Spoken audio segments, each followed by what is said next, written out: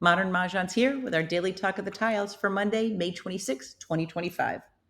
If you're joining us here and you haven't joined us yet by following us, check out our full video of all of our playlists on Modern Mahjong YouTube channel. We also invite you to like, comment, save, and share so this stays in your feed. We provide great information to help you play with confidence. Today's topic, we're going to be discussing a rule that we've already addressed before, but the questions and emails and messages keep on coming. So we're going to review it again. In the Rules on Jokers section on the back of the 2025 card, one of these rules is not like the other. Hint, it's number 6. While it's a very important rule, it has nothing to do with jokers. So let's backtrack a bit. Only a summary of the rules fit on the back of the card, so we provide more context here. The official instruction book by the league is Mahjong Made Easy. We create visuals and graphics to help players learn and improve their game based on official rules. And our book, A Visual Companion Guide for American Mahjong, is on Amazon. We are currently updating it to include information about the 25 card, and we will post when that's available. So the summary of the rule that is more explained in Mahjong Made Easy as well as our book is any tile within a grouping, such as the 4 single tiles that make up news, the single tiles that make up that run of 1, 1, 2, 2, 3, or the single tiles that make up a year, any of those can be called, but only for Mahjong. So that's a true statement. You will never see a valid exposure before someone has Mahjong of any of those groupings. But it has nothing to do with jokers, and it doesn't change the rule about jokers. So while Rule 6 is under that heading, it's causing a little confusion because people are asking us, well, now does that mean if I have a joker as my last tile, can I then make an exception? The answer to that is no, no exception. So whether you're playing a concealed hand or an exposed hand, you can call any tile other than a correctly named joker for Mahjong. And if you're catching the fact that we use the term correctly named and you don't know what we're talking about there, check out our prior video about misnamed tiles. If someone misnames a tile and someone else calls it for Mahjong, the person that misnamed it pays for the table, and that applies to jokers too.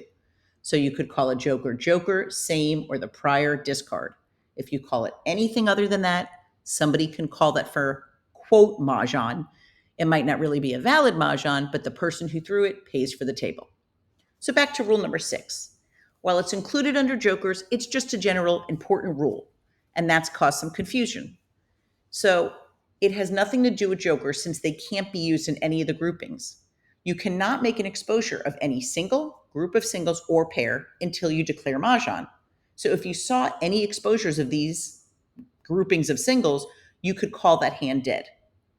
You can call any tile other than a correctly named joker, even if you're going to use it as a single in a group of singles or a pair, but only for Mahjong. And that kind of intersection of this rule being under jokers is what's causing confusion. There's no change. You still can't substitute a joker for any of those tiles.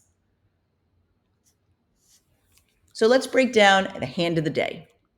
2, 4, 6, 8 is what we call a fixed section. So what we mean by that is you must use the numbers that are in the header as your hand. You can't have freedom to make 2, 4, 6, 8 into 2, 8, 6, 4. So if you've joined us before on these, we started with hands of the day that were really our frequently most asked questions about hands that were confusing players. Now we're starting at the top left of the card. We've already done the 2025 section, and we're moving on to 2, 4, 6, 8. Hand number 1 in this section is what we call a universal backup hand, and we'll explain why. In this hand, it could be 1 suit or 2 suits, and it's just a pung of 2s, a kong of 4s, a pung of 6s, a kong of 8s. This pattern, pung, kong, 3 of a kind, 4 of a kind, 3 of a kind, 4 of a kind, very common on this year's card. Don't be tripped up because there's some that do it the other way and 4, 3, 4, 3. But this is a good thing to know when you're doing the Charleston and just kind of eyeballing what tiles you need. All groupings in this hand can use jokers because it's only pungs or kongs. So that's why we call it a universal backup hand. And out of the 71 hands on this year's card, only 9 of them don't have a single pair or group of singles. So only 9 hands can be using all the jokers. And that's important because if you're doing a hand and you need, let's say, 2025, which are singles, and all the 5s are out for the suit that you're doing, you could then switch into a hand that's a universal backup that allows you to use jokers in all these groupings. So great backup hand to know. Things like this backup hand and other groupings and all that is discussed on our Zoom. We're having another one. This is going to be our 5th one on June 5th. So we hope you join us. It's 75 minutes. It's $36 to register. Space is limited. It's only live. We don't do a replay of this.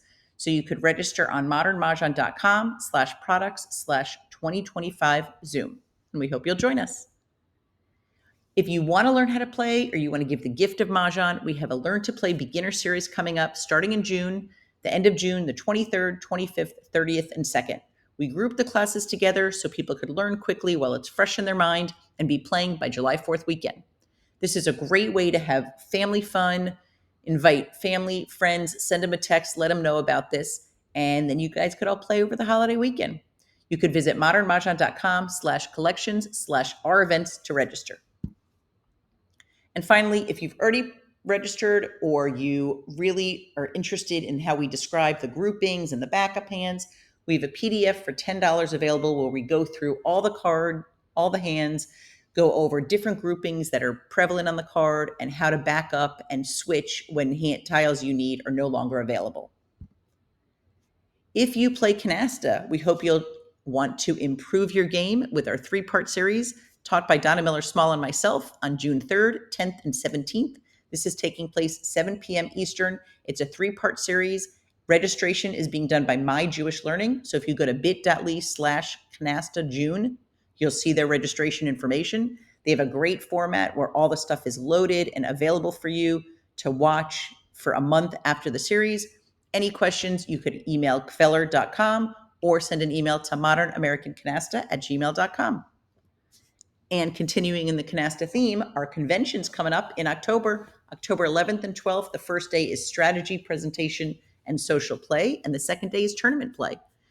Any questions, email us at modernamericancanasta@gmail.com and visit bit.ly/canastacon25 to register and then follow up with payment. We hope that you've been enjoying these daily Talk of the Tiles, and we'd love to hear from you about what you think we should cover next.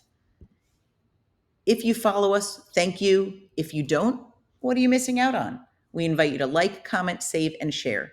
Share it with friends so you could all play together, same level playing field, and all improve your game and play with confidence. We hope you have a great day and a great game.